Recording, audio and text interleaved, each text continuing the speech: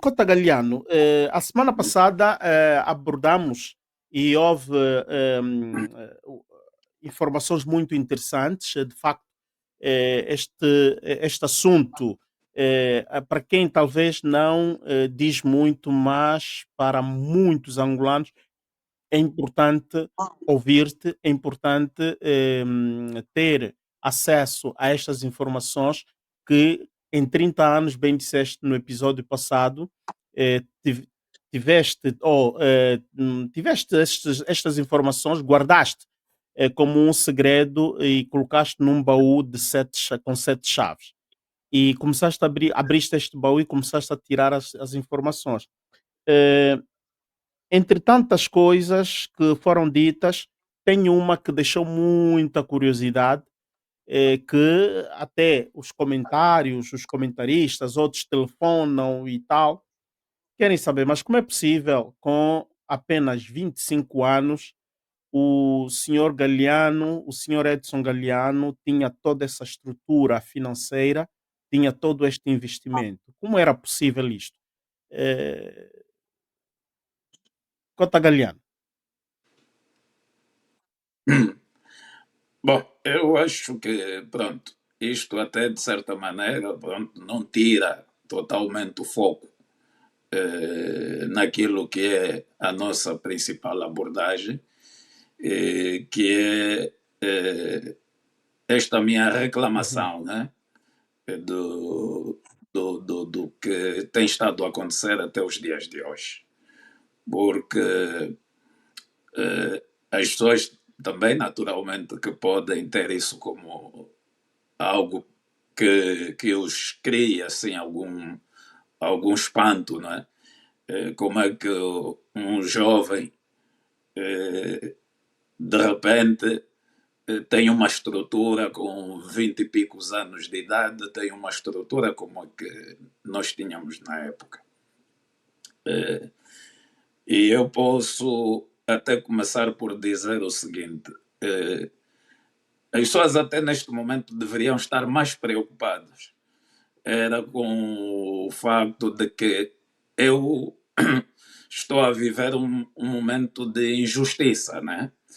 E normalmente quando você está a ser injustiçado, o que as pessoas deveriam ter, e é isso que me surpreende da nossa sociedade, é que em vez das pessoas preocuparem-se com o injustiçado, preocupam-se mais com quem cria a injustiça. Uhum. Tá a ver?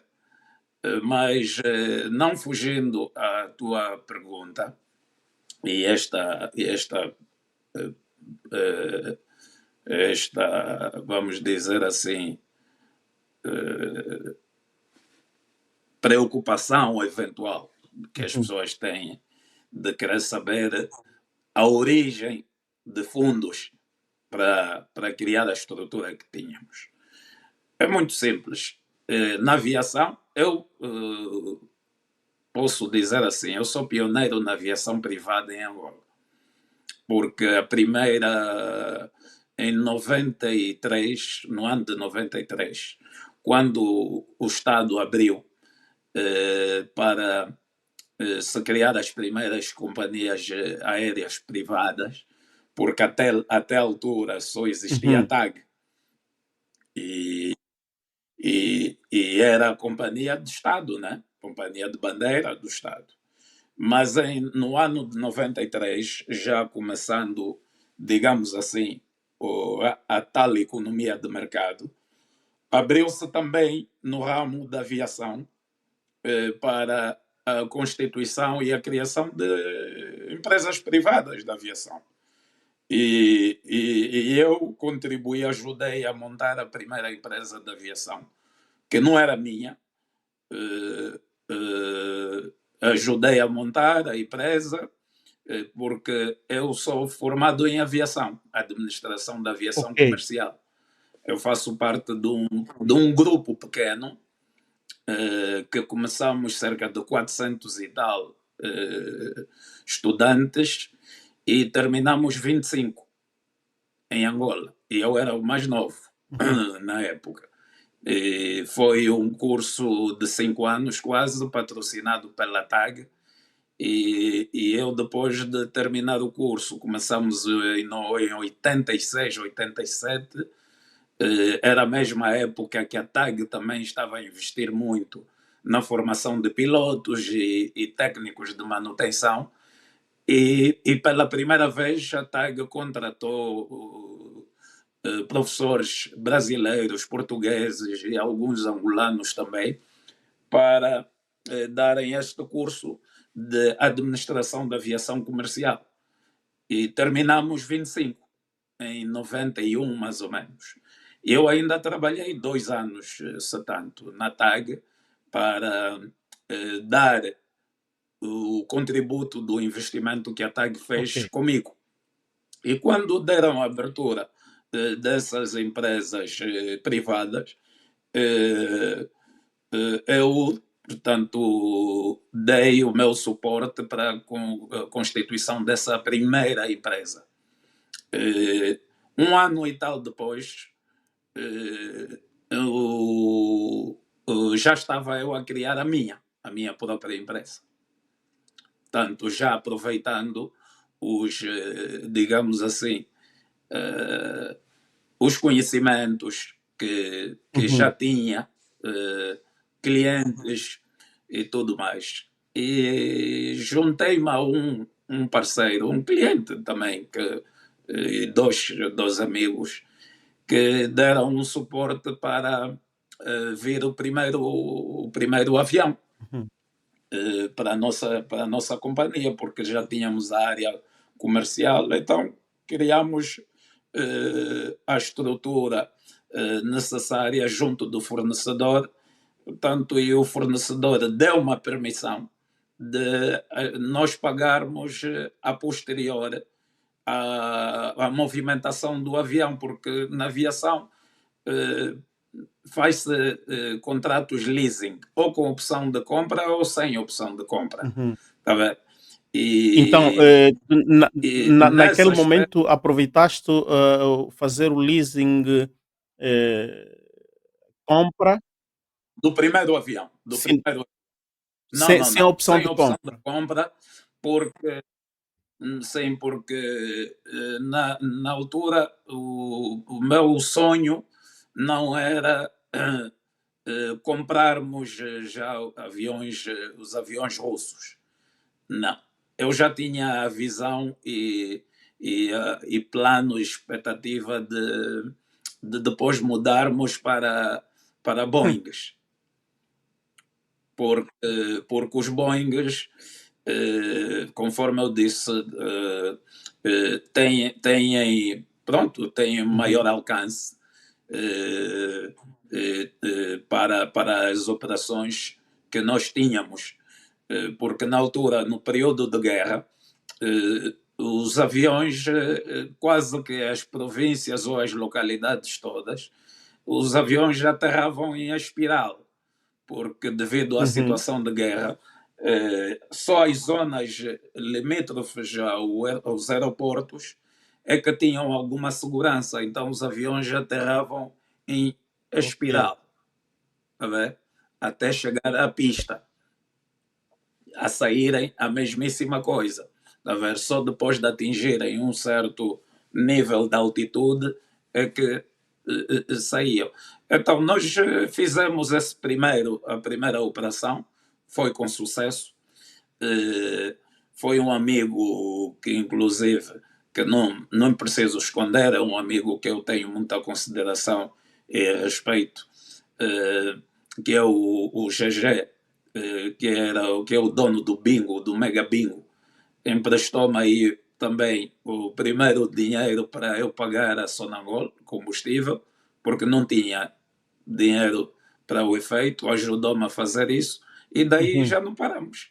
E depois veio o segundo avião, veio o terceiro, e podíamos. Portanto, ao fim de 2, 3 anos, nós já tínhamos a companhia aérea mais próspera do Hum. mercado. Hum. Ok? Ao fim de 2, 3 anos, nós já tínhamos a companhia aérea privada mais próspera do mercado. Mas isto estamos E a se dizer, não fosse Cota este. Galiano, aí estás a te referir em competir com aquelas privadas que atuavam em Angola, mesmo sendo estrangeiras, no caso, por exemplo, da Transáfrica e tinha também a Sim, Intertrânsito também sim, tinha, sim. era uma companhia Não, Intertransportes. Não, não, eles não, eram caminhões. Eles não, eram não, não. caminhões. Ok, Sim, sim, ok, sim, sim, sim, ok. sim.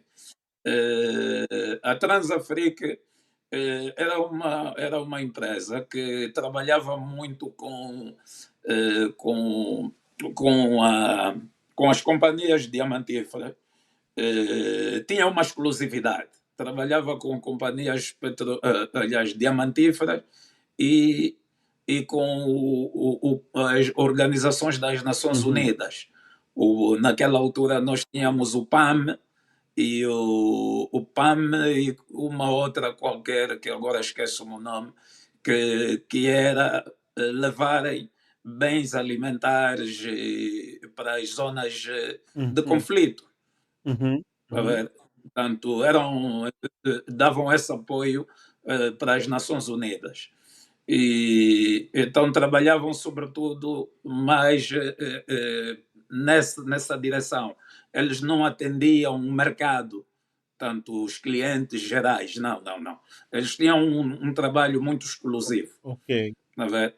E não era o nosso caso. O nosso caso era abrangente para todo tipo de Uhum, comerciantes particulares e ok. instituições, né? Portanto, nós, a minha pretensão era, num espaço de tempo mais ou menos até aí os anos 2000, mais ou menos, de nos tornarmos na companhia aérea, na melhor companhia aérea da África Austral. Portanto, o nosso Já objetivo já faziam não era estudo, já faziam estudo Angola. comparativo com outros países da África Austral? Não tinham medo de competir? Não Sim, tinhas sim, não medo, ou tínhamos, melhor, o não teu tínhamos. grupo não tinha medo Não, de competir com as empresas privadas sul-africanas, por exemplo?